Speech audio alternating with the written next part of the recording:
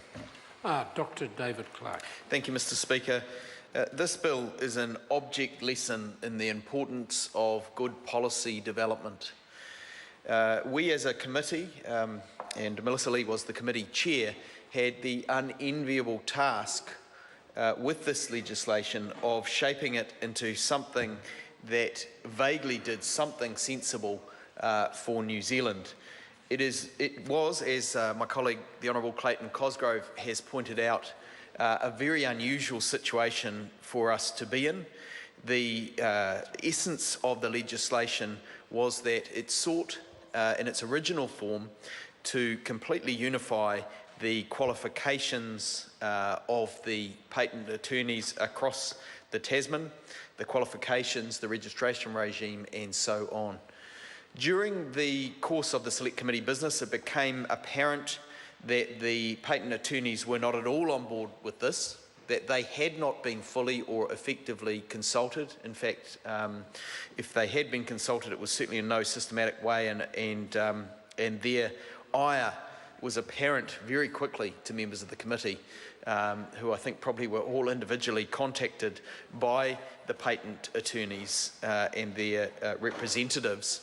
And what we learned, of course, as we unpacked the process of the bill, how it had come to be what it was the fact that it really was trying to give effect, this bill, to a press release or press announcement made between John Key and Kevin Rudd after they'd met some time ago, had nothing significant to announce, and decided, I think from memory, while they were travelling along in their kayaks, that they should announce something by way of joint progress on unification of regulation in the Trans-Tasman relationship, and announced that they would unify the patent attorney regime. That promise, unfortunately, was one, it seems, that was made in the heat of a warm friendship moment that had not been tested for its clarity of thought and ease of implementation. And unfortunately, and I think this does rest with the Minister, I'm a little more critical of the Minister than my colleague, the Honourable Clayton Cosgrove.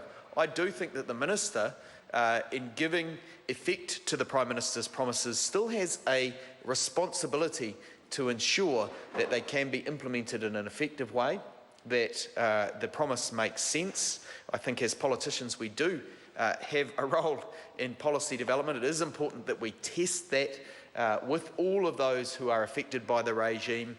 And who knows, actually, and I haven't said this in previous parts of the debate, this may have been a very sensible suggestion by the Prime Minister. We will never know, because it was not properly tested.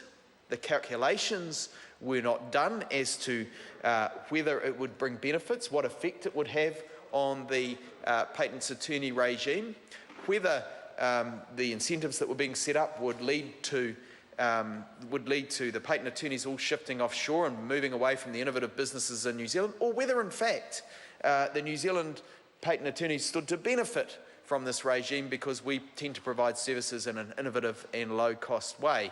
But where we came to was that in fact the officials didn't know whether it would benefit the regime here. They had been told, subsequent to the announcement, that the patent attorneys certainly weren't happy about it, and that the patent attorneys weren't clear that this would be a benefit to New Zealand. And so an enormous move backwards was initiated. The legislation was gutted, and the patent attorneys were assured that the existing arrangements would stay in place. And so we find ourselves today progressing a bill that has basically been gutted. We find ourselves putting legislation through the House that fails to achieve what it was originally set out to achieve, and it fails to do that primarily because the officials had not done the calculations that could give assurance to the committee that this was a sensible thing to do. Now, Mr. Cosgrove was very critical of the officials involved. I think they probably cannot completely escape blame, but I also think the Minister must take responsibility for the development of the policy. It is the Minister's job after all. That is why he's here. That is why he collects the salary. He is here to balance up the public interest elements in the legislation with the sensible policy elements as the advisors put them to him. And he needs to be responsible for testing what the officials put to him. He needs to be sure that the legislation he is putting forward in public is robust. Not only that it kowtows to the Prime Minister's wishes, but that it really is a sensible thing to do. And we will never know, because it was shot dead in the water, Mr. Speaker. And as I have just said, and not previously really said in this way, the Prime Minister might have been right.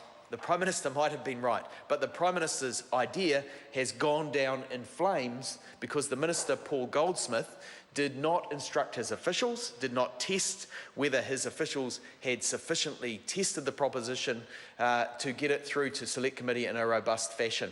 And so when the bill arrived in Select Committee and we examined it and found it wanting, when we had the concerns of the patent attorney lobby brought to us, and when we sought further assurances and couldn't get them, we all became very nervous about this legislation on the Select Committee as we tried to balance up those different aspects. And we also became aware, of course, that the Australians were finding the same ground rocky as our officials spoke to them.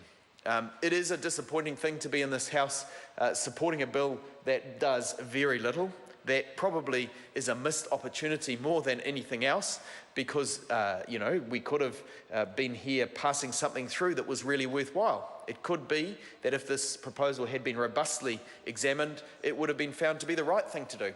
We won't know, and we won't know probably until a future government re-examines the situation, looks at the interests of innovators to see whether they are advanced by changes that unify the regimes, looks at the way patent attorneys are educated and the way in which their qualifications are tested and recognised, and decides what the steps forward should be. There is no doubt overall that we do want to harmonise, where possible, the relationships between the countries, but making sure that New Zealand's interests are protected as we harmonise between Australia and New Zealand. If we can lower regulatory barriers, if we can make it easier to do business without red tape, then I think certainly members across the House would welcome that.